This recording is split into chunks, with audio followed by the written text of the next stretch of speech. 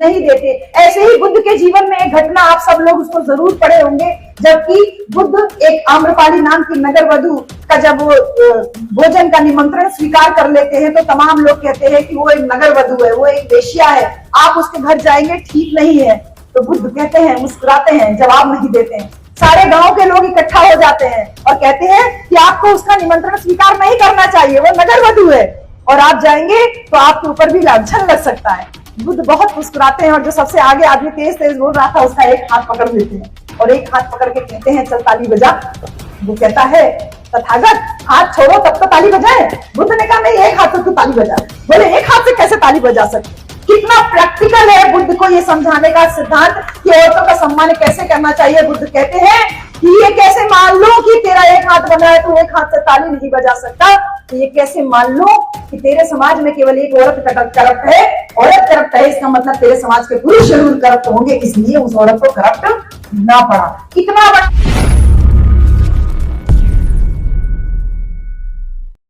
जब धम्म का स्थापना किया तो उसमें हर जाति के लोगों को शामिल किया। सुपत्ता कुत्ते का मांस खाता था, उसको भी शामिल किया।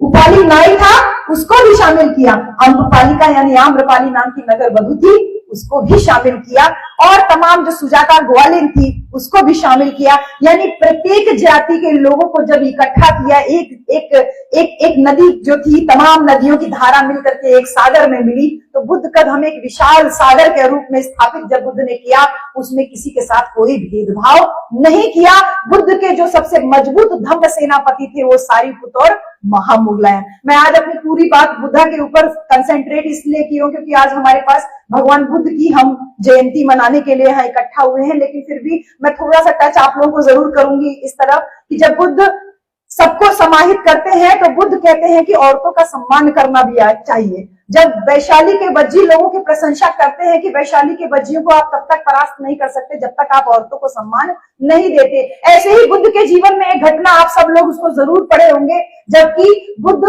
एक आम्रपाली नाम की नगर वधू का जब वो भोजन का निमंत्रण स्वीकार कर लेते हैं तो तमाम लोग कहते हैं कि वो एक नगर वधू है, वो एक वेश्या है, आप उसके घर जाएंगे ठीक नहीं है। तो बुद्ध कहते हैं, मुस्कुराते हैं, जवाब नहीं देते हैं। सारे गांव के लोग इकट्ठा हो जाते हैं और कहते हैं कि आपको उसका निमंत्रण स्वीकार नहीं करना चाहिए, वो नगर वधू है और आप जाएंगे तो आपके ऊपर भी लांछन लग सकता है। बुद्ध बहुत मुस्कुराते हैं और जो सबसे आगे आदमी तेज तेज बोल रहा था उसका एक हाथ पकड़ लेते हैं और एक हाथ पकड़ के कहते हैं चल ताली बजा। वो कहता है तथागत हाथ छोड़ो तब तो ताली बजाए। बुद्ध ने कहा नहीं, एक हाथ से तू ताली बजा। बोले एक हाथ से कैसे ताली बजा सकते? कितना प्रैक्टिकल है बुद्ध को ये समझाने का सिद्धांत कि औरतों का सम्मान कैसे करना चाहिए। बुद्ध कहते हैं कि ये कैसे मान लो कि तेरा एक हाथ बना है, तू एक हाथ से ताली नहीं बजा सकता, तो ये कैसे मान लो कि तेरे समाज में केवल एक औरत करप्ट है, औरत करप्ट है, इसका मतलब तेरे समाज के पुरुष जरूर करप्ट होंगे, इसलिए उस औरत को करप्ट ना पड़ा। इतना बड़ा सिद्धांत हमको ज्योतिबा फुले का वो सीधे सिमिलैरिटी नजर आती है। जब ज्योतिबा फुले और माता सावित्रीबाई फुले की कोई संतान नहीं होती तो ज्योतिबा फुले के अपने ससुर, अपने खास ससुर कहते हैं कि मेरे घर में एक पुत्री और है, तू उनसे शादी कर ले जिससे तुझे बच्चा हो जाएगा। और ज्योतिबा फुले कहते हैं कि सही कह रहे हैं, अभी हम जाते हैं डॉक्टर का चेकअप करवाते हैं, अगर मेरे अंदर कमी आई तो अगर सावित्री के अंदर कमी आई तो मैं आप जिससे कह रहे हो मैं शादी कर लूंगा, उसके बाद वो कहाँ रहेगी?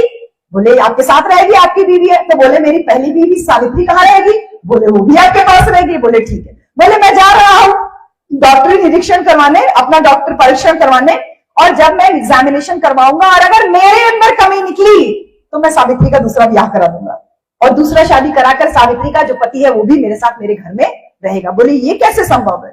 बोले वो कैसे संभव था? स्त्रियों को सम्मान देना और इसके साथ साथ स्त्रियों को मानव समझना, ये दोनों काम इस घटना से सीधे सीधे साबित हो जाता है कि ज्योतिबा फुले भी औरतों को नारी को मानव का सम्मान दिलाने का प्रयास किया, जो बुद्ध ने वर्षों पहले किया। कि औरत अकेले करप्ट कैसे होगी? अगर पुरुष करप्ट है तभी उस समाज की औरतें जो है वो करप्ट होगी। इसलिए कुलटा, कुलक्षणी और ये सारे जो हम लोगों के लिए संज्ञाएं जो बनाई गई हैं, ये सारे इस वजह से बनाई गई क्योंकि उस समाज के पुरुष भी उल्टा होंगे, कुलक्षण होंगे, तभी स्त्रियां उस समाज की। ये स्त्री सम्मान का कितना बड़ा काम बाबा साहब डॉक्टर भीमराव अंबेडकर करते हैं जब वो हिंदू कोड बिल लिखते हैं। सीधे सीधे कहते हैं कि तुमको परेशान होने की जरूरत नहीं है, तुमको आदमी के साथ सती होने की जरूरत नहीं है, तुम अगर विधवा हो जाओ तो तुमको बाल मुंडा के अंदर रहने की जरूरत नहीं है, तुम अगर विधवा हो जाओ तो तुमको अपने पिता के घर में नौकरानी बन के रहने की जरूरत नहीं है। मैं तुमको इंसान बना करके रखूंगा और तुमको बराबर का अधिकार दिलाऊंगा। अगर तू विधवा है तो तू दूसरा शादी कर सकती है, तू दूसरा शादी करे, बच्चा ना हो तो तू बच्चा अडॉप्ट कर सकती है। पिता की संपत्ति में तुझे बराबर का अधिकार होगा, यहाँ तक कि पिता की संपत्ति की अकेली वारिस भी तू हो सकती है। शिक्षा और मैटरनिटी लीव और जो बाकी अधिकार है वो तो बात की बात है, लेकिन औरतों को मानव बाबा साहब ने बनाया, जैसे बुद्ध ने बनाया था और जैसे ज्योतिबा फुले ने। तो ये इनके गुरु थे ना, बुद्ध, फुले और कबीर। कबीर जब ये कहते हैं जो तू ब्राह्मण ब्राह्मणी का जाया, आन बाट काहे नहीं आया। कबीर कहते हैं जो तू ब्राह्मण है, अगर तुझे ब्राह्मणी ने जना है, अगर तुझे ब्राह्मणी ने जन्म दिया है, जो तू ब्राह्मण ब्राह्मणी का जाया, आन बाट काहे नहीं आया। बाट का मतलब होता है रास्ता, तो दूसरे रास्ते क्यों नहीं आया। जिस रास्ते बाकी सब पैदा होते हैं, तू इस रास्ते क्यों पैदा हुआ। कितनी बड़ी बात है। उस व्यवस्था पे सीधा प्रहार कर रहे हैं कबीरदास जी, और वो गुरु किसके बनते हैं, बाबा साहब डॉक्टर अम्बेडकर। वो कहते हैं उनके गुरु कबीरदास जी, लाडू लावन लापसी पूजा चढ़ल अपार, पूजी पुजारी ले गया मूरत के मुछार। वो कहते हैं कि क्या चढ़ाते हैं आप, लड्डू चढ़ाते हैं, किसी भी भगवान का पूजा करते हैं, लाडू लावन लापसी, लापसी का मतलब होता है हलवा। आपने हलवा चढ़ाया, लड्डू चढ़ाया, पूजा चढ़ा अपार, उसके ऊपर पैसा चढ़ाते हो, सेब चढ़ाते हो, संतरा चढ़ाते हो, केला चढ़ाते हो, पूजा चढ़ा अपार, पूजी पुजारी ले गया। जितना आपने पूजा में चढ़ाया था वो पुजारी लेके साथ में चला गया, पूजी पुजारी ले गए मूरत के मुछार। तो कहते हैं जिस मूरत के सामने आपने चढ़ाया था वो मूरत में तो कुछ खाया ही नहीं, तो वो पुजारी लेके गया तो क्या करेगा, वो फेंक देगा ना, वो अपने बच्चे को खिलाएगा, खुद खाएगा, मोटा होगा, मोटा होगा तो पढ़ेगा, पढ़ेगा तो आगे क्या करेगा, आपका संविधान खत्म करने का काम करेगा। कितनी बड़ी वार्निंग दे रहे हैं, कितनी बड़ी वार्निंग दे रहे हैं कबीरदास जी उस समय 14वीं शताब्दी में। वो खड़े होकर बोल रहे हैं कि पाथर पूजे हरि मिले तो मैं पूजू। हाय, हम अपने बनारस में देखते हैं सबसे ज्यादा जो टूरिस्ट आते हैं वो साउथ इंडिया के आते हैं, बाल मुड़ी औरतें नंगे पांव हैं, एकदम चली आ रही, कहां जा रहे हैं, डुबकी लगाने। कहते हैं कबीरदास जी, क्या कहते हैं कि मलमल धोए शरीर को, धोए न मन का मैल, और नहाए गंगा गोमती रहे बैल के बैल। ये कबीरदास जी कह रहे हैं, मलमल धोए शरीर को, शरीर को धो रहे, शैम्पू लगा रहे, पाउडर लगा रहे हैं, साबुन लगा रहे, मलमल धोए शरीर को, धोए न मन का मैल। वो मन का मैल तो हुआ ही नहीं, मन में तो घृणा भरी हुई है, मन में तो जाति भरा हुआ है, मन में तो हेट्रेड भरा हुआ है एक पर्टिकुलर धर्म के प्रति। मलमल धोए शरीर को, धोए न मन का मैल, नहाए गंगा गोमती। चले आओ हमारे बनारस गंगा नहाने, नहाइए गंगा गोमती। अरे बैल के बैल, तो तुम बैल के बैल ही तो हो। जब अपने मन का मैल नहीं धोने का प्रयास कर रहे हो तो शरीर को धो के क्या करोगे, अगले दिन फिर पसीना होगा, शरीर फिर गंदा हो जाएगा। और बुद्ध इस बात को पहले ही कह देते हैं कि शरीर जो है वो बीमारियों का और गंदगियों का पुलिंदा है। जब प्रकृति जान नाम की चंडालिन को वो उपदेश करते हैं कि नाक में नाक भरी रहती है, आंख में कीचड़ आता है, मुंह में थूक भरता है, लाल भरता है, कान में खोट आता है, क्या तुझे पसंद है, इस शरीर में तुझे क्या पसंद है जो तू आनंद के पीछे पड़ी हुई है। तो जब पूरा बता देते हैं कि शरीर तो गंदगियों का पूरा भंडार है, वो ढेर है, वो ज्ञान प्राप्ति होती है, प्रकृति नाम की चंडालिन बुद्ध की शरण में आ जाती है। ये ज्ञान था बुद्ध का, ये देशना थी बुद्ध को, यानी असहमति को सहमति में बदल देना, ये बुद्ध के सिद्धांत से कबीर ने सीखा। और वही सिद्धांत बाबा साहब डॉक्टर अम्बेडकर ने सीखा कि तुमसे हम वाक्य युद्ध नहीं करेंगे, तुमसे हम जबान से लड़ाई नहीं करेंगे, तुमसे हम संविधान से लड़ाई करेंगे। संविधान देकर के सबको एक बराबर का अधिकार देकर के, सारे राजाओं के, जो राजा बनने के लिए रानी के पेट की जरूरत पड़ती थी, सारी रानियों की एक लाइन से नसबंदी कर दी बाबा साहब ने, वोट का अधिकार देकर। कहा वोट का अधिकार देकर के अब राजा बनने के लिए रानी के पेट की नहीं बल्कि वोट की जरूरत है। ये बराबरी का सिद्धांत ला के देते हैं हमको बुद्ध के बाद बाबा साहब, जब वो कहते हैं कि असहमति किसी के साथ आपकी हो सकती है, लेकिन असहमति को सहमति से, प्रेम से बोल करके कहते हैं, ऐसी वाणी बोलिए मन का आपा खोए, औरन को शीतल गए आप शीतल हो। ये जब कबीरदास बोलते हैं तो कितनी बड़ी बात बोलते हैं कि ऐसी वाणी बोलिए, यानी वाणी से आप प्रभावित कीजिए। जैसे डाकू अंगुलीमाल को बुद्ध ने प्रभावित किया। डाकू अंगुलीमाल को क्या बोला था बुद्ध ने, क्या कब बोला था? अंगुलीमाल कहता है रुक जा, ठहर जा। राजा थे, क्षत्रिय वंश में थे, तो बुद्ध को इतना तो समझ में आ रहा था कि अभी आवाज दूर से आ रही है, अंगुलीमाल दूर है। बुद्ध जैसे 2 कदम आगे बढ़ाते हैं तो पत्तियों की चारों पर से वो फिर अंगुलीमाल अंदर से कहता, मैं कह रहा हूं रुक जा, ठहर जा, तू मान नहीं रहा है। बुद्ध मुस्कुराते हैं 2 घड़ी और फिर 2 कदम आगे बढ़ाते हैं तो वो डाकू अंगुलीमाल तलवार लेके सामने आ जाता है। मैं तुझे कब से कह रहा हूँ रुक जा, तुझे भय नहीं लगता, मैं तुझे मार डालूंगा, तुझे कब से रुकने के लिए कह रहा हूं, तू रुकता क्यों नहीं है। और भगवान बुद्ध मुस्कुराते हैं उसके सामने और यही बात बोलते हैं, मैं तो कब का रुका हुआ हूं, चल तो तू रहा है। जब वो ये बात कहते हैं कि मैं तो कब का रुका हुआ हूं, चल तो तू रहा है, ऊपर से नीचे तक रोंगटे खड़ा हो जाता है अंगुलीमाल का। वो कहता है भगवान मैं कहां चल रहा हूं, मैं तो खड़ा हूं, आप 2 कदम चल के आगे बढ़ रहे हो। तो बोलते हैं कि मैंने तो अपने मन से राग को, तृष्णा को, मोह को, लोभ को, क्रोध को सब बस में कर लिया है, तो मेरा चित्त तो निर्मल है, ठहर गया है, मैं तो ठहरा हुआ हूं, लेकिन तेरे मन में तो लालच है, चल तो तू रहा है। और वही एक यही बात थी कि अंगुलीमाल पैर में गिर जाता और कहता कहीं आप तथागत बुद्ध तो नहीं है, आप जाइए। बुद्ध कहते हैं मैं जाने के लिए नहीं आया हूं, मैं तुझे रोकने के लिए आया हूं। और वही क्षण होता है जब अंगुलीमाल भी परिवर्तित होता है, और इतना परिवर्तित होता है कि जब वो राजा आता है अंगुलीमाल को खोजते हुए कि पता चला कि वो चीवर लेकर के भिक्षाटन कर रहा है, और वो राजा अंगुलीमाल को भी दे करके, दान वगैरह दे करके जब चला जाता है तो बुद्ध से कहता है आप सावधान रहिएगा, डाकू अंगुलीमाल को मैंने नगर में भिक्षाटन करते हुए देखा और वो चीवर पहन के भिक्षाटन कर रहा है, तो किसी दिन आपको कोई हानि ना पहुंचा दे।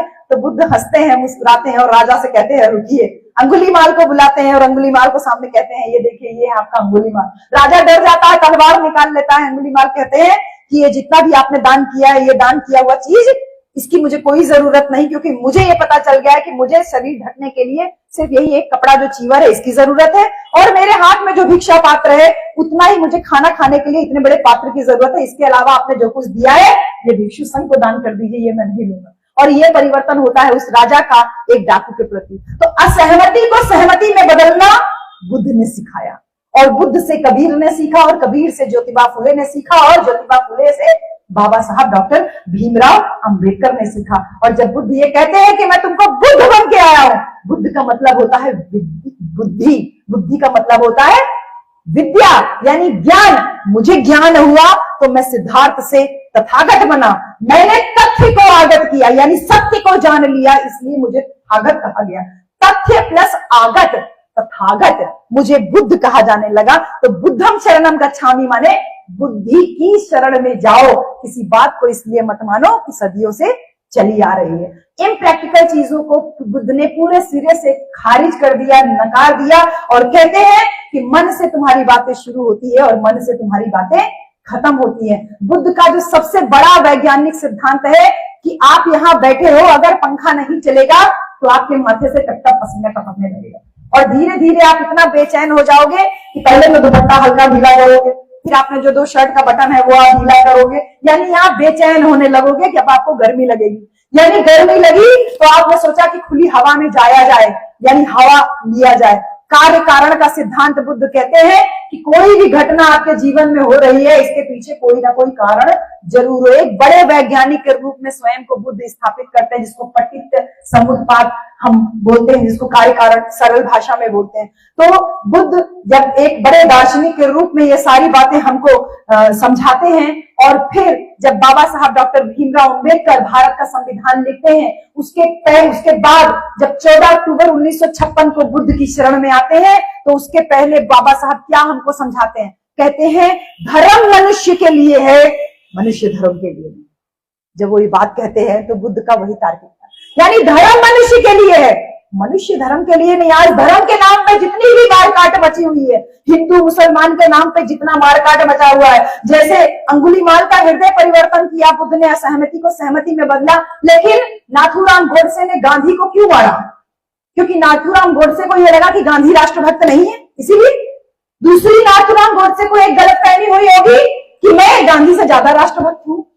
ये राष्ट्रभक्ति की पैरामीटर है इनके पास, कि आपको ये लगे कि दूसरा राष्ट्रभक्त नहीं है, दूसरा आपको लगे कि मैं गांधी से बड़ा राष्ट्रभक्त हूं, इसलिए आपने गोली मार दी।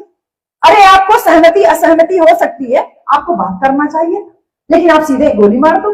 इसी तरीके से हिंदू और मुसलमानों के खिलाफ एक माहौल पैदा किया जाता है। हर चुनाव से पहले कहते हैं सारे हिंदू एक हो जाओ, सारे हिंदू एक हो जाओ, सबको हिंदू बना दिया जाता है। बोलते तुम्हारा दुश्मन मुसलमान है और मुसलमानों के खिलाफ माहौल बनाते हैं। कभी इनसे पूछिए कि कोई भी घटना दुर्घटना होती है तो 1000-1500 मुसलमान मार पाते हो, मस्जिद पे बम फेंक दो, कुछ कर दो। अगर तुम्हारे मन की करने दिया जाए तो तुम क्या करोगे? देश में 20 करोड़ से ज्यादा मुसलमान है, क्या करोगे? क्या सारे मुसलमानों को पाकिस्तान भेज दोगे? सारे मुसलमानों को मार डालोगे या सारे मुसलमानों को हिंदू बना दोगे? क्या है तुम्हारी प्लानिंग? इधर उधर देखने लगे। यानी इनके पास कोई प्लानिंग नहीं है, इनके पास सिर्फ एक चीज की प्लानिंग है, येन केन प्रकारेण आपका वोट लेना। और इस वोट की राजनीति के लिए वो हर असहमति को सहमति बना लेते हैं, कहते हैं कि तुम्हारा दुश्मन मुसलमान है। अगर आप और हम इस बात को प्रचारित नहीं करेंगे, आपने यहाँ पे महापुरुषों का फोटो नहीं लगाया है, लेकिन महात्मा ज्योतिबा राव फूले जब औरत की शिक्षा के लिए पहला स्कूल पुणे में खोलते हैं तो वो स्कूल खोलने के लिए उस्मान शेख और अम्मी फातिमा शेख ही तो हैं जो जमीन देती हैं। इस बात का प्रचार प्रसार कौन करेगा? आप और हम करें। जब वो कहते हैं कि तुम्हारा दुश्मन मुसलमान है, बाबा साहब डॉक्टर अंबेडकर के लिए कहा गया तुम्हारे लिए संविधान सभा की खिड़की दरवाजे तो क्या रोशनदान तक बंद है, हम तुमको संविधान सभा में घुसने नहीं देंगे। तो फिर ये बात आपको और हमको बतानी है ना कि जयसूर और खुलना, जो फरीदपुर और जयसूर खुलना सीट जो बंगाल की थी, वहां से मुसलमानों का जो मेजोरिटी जगह थी, वहां से मुसलमानों ने बाबा साहब को चुन के संसद में भेजा, तब बाबा साहब हमको संविधान लिख पाए। और जब वो संविधान बाबा साहब लिख पाए तो उन्होंने सबको एक बराबर अधिकार दिया, कोई हिंदू मुसलमान में भेद नहीं किया, सिख ईसाई में भेद नहीं किया, जैन पारसी बौद्ध में भेद नहीं किया। और वो कहते हैं कि धर्म मनुष्य के लिए है, मनुष्य धर्म के लिए नहीं है, इसलिए धर्म की रक्षा के लिए मनुष्य का खून नहीं बहाना चाहिए। जैसे बुद्ध का सिद्धांत था कि which is more precious, water और ब्लड। बहुत सुंदर सिद्धांत बुद्ध का बाबा साहब अपनाते हैं और कहते हैं कि जो लोग इस पे बात करते हैं, जो तमाम कथावाचक हम लोग के अगल बगल लगे हुए हैं, हर चुनाव से पहले हमारे लोगों के दिमाग में, यहाँ तक कि जो स्वयं को बुद्धिस्ट कहते हैं, उनके घर में भी हमने देखी है कि गणपति को आप बहुत अच्छे से स्थापित करते हैं, क्योंकि धीरे धीरे करके भगवान बुद्ध का प्रभाव, बाबा साहब की क्रांति का प्रभाव कम होता जा रहा है। क्योंकि जिन लोगों का धम्म का उपदेश करने का जो था काम, वो उपदेशक लोगों के बीच में पहुंच नहीं रहे और वो कथावाचक लगातार पहुंच रहे हैं। और वो कथावाचक क्या कहते हैं कि माया है, रुपया पैसा में क्या लिखा है, क्या रखा है, और वो खुद कथावाचक कथा कहने का 5 लाख रुपया लेते हैं। वो कथावाचक आएंगे, कहेंगे तुमको नीली चटनी खाना चाहिए, तुमको पीली चटनी खाना चाहिए, तुमको हरी चटनी खाना चाहिए, लाल चटनी की यही सारी कृपा रुकी हुई है। और हम मूर्ख अविद्या वाले हम उनकी बात मान लेते हैं। भगवान बुद्ध की बातों को बाबा साहब जब आगे बढ़ाते हैं तो यही कहते हैं कि धर्म की उत्पत्ति कहां से हुई, पृथ्वी की उत्पत्ति कहां से हुई, सूरज कहां से हुआ, ये सब कहां से हुआ, ब्रह्मांड की उत्पत्ति कहां से हुई। बुद्ध कहते हैं इन सब बातों में टाइम वेस्ट मत करो। बाबा साहब भी ये कहते हैं बुद्धा एंड कार्ल मार्क्स में कि धर्म की उत्पत्ति कहां से हुई, इन सब की उत्पत्ति कहां, इस पे दिमाग मत लगाइए। धर्म मनुष्य के लिए है, मनुष्य धर्म के लिए नहीं है। और इस धर्म का क्या काम है? जो बुद्ध ने अपना जो पहला उपदेश किया था, क्या दिया था? 4 आर्य सत्य। दुख है, दुख का कारण है, निवारण है, निवारण के उपाय है। यानी दुख और सुख को सहना सिखाया बुद्ध ने। बुद्ध ने धर्म की तरफ भागना नहीं सिखाया। धर्म की उत्पत्ति कैसे हुई, भगवान कहां से बने, ये कहां से, बुद्ध इस पे दिमाग नहीं लगाते। बुद्ध कहते हैं कि तुमको अपने दुख का कारण स्वयं जानते हो कि तुम किस बात से दुखी हो, और तुम ही उसको दूर भी कर सकते हो। अष्टांगिक मार्ग जब बुद्ध देख के जाते हैं तो कहते हैं कि तुम सुख और दुख तुमको सहना सीखना है इस जीवन में। ये बुद्ध का सबसे बड़ा उपकार था, परोपकार था इस लोक कल्याणकारी राज्य को बनाने के लिए। जब बुद्ध कहते हैं पाणाति पाता वेरमणि, तो एनिमल की जो जानवरों की जो बलि दी जाती थी उस पर प्रतिबंध लगाने के लिए कहते हैं। ये नहीं कहते हैं कि तुम्हारे गाल पे मच्छर काटे तो उसे कहो भैया जाओ ना।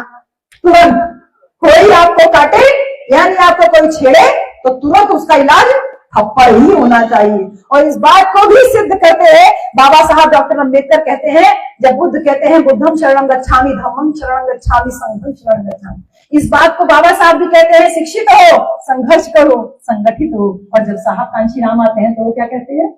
कहते हैं ब्राह्मण की गोली से, ठाकुर की गोली से, बनिया की झोली से अगर बचना है तो टोली बना लो, यानी एकता बना लो, एकता बना लो। कितनी बड़ी बड़ी बातें कह के गए आपके और हमारे महापुरुष। लेकिन हम सारे लोग साल दर साल जयंती आयोजित करेंगे। आज मैं यहाँ खड़ी हूँ, अगले साल आप कोई और अच्छा वक्ता बुला लाओगे, वो यहाँ आके खड़ा होगा, बोलेगा, बोल के चला जाएगा। यही सारे लोग पिछले साल भी थे, यही सारे लोग इस साल भी है, यही सारे लोग अगले साल भी होंगे। इस भीड़ को अगर आप इजाफा नहीं करोगे, यानी अपनी अगली जनरेशन को ऐसे कार्यक्रमों में नहीं लेकर के आओगे, तो उनका विचार परिवर्तन कैसे होगा? हम आपको ताली बजाने पे क्यों रोक लगाए? इसलिए कि हम विचार परिवर्तन के लिए निकले हैं। हमने बुद्ध को पढ़ा, हमने बाबा साहब को पढ़ा, साहब कांशीराम को पढ़ा, ज्योतिबा फुले को पढ़ा। तो पहला तो दिमाग ठनका इसीलिए कि पहले पढ़ लिए होते तो शादी नहीं करते। बहुत परेशान हो गए, शादी कर लिया, अब क्या करें? मान्यवर कांशीराम साहब को पढ़ा, चमचा युग पढ़ा, साला दिमाग खुल गया। हमने कहा बाप रे बाप, साहब कांशीराम बोल के गए, बाबा साहब बोल के गए थे साहब को कि शिक्षा का मतलब नौकरी पाना नहीं। साहब को तो समझ में आ गया, मुझे कैसे नहीं समझ में है। साहब ने कहा, बाबा साहब ने कहा कि शिक्षा का मतलब केवल परिवार पालना नहीं है। बाबा साहब ने कहा कि शिक्षा का मतलब केवल रुपया पैसा घर मकान बनाना नहीं है। नौकरी मिली तुझे तो केवल घर मकान मत बना। मान्यवर कांशीराम को समझ में आई, मेरे समझ में क्यों नहीं आई? मान्यवर कांशीराम ने जब नौकरी से इस्तीफा दिया तो अपनी माँ को यही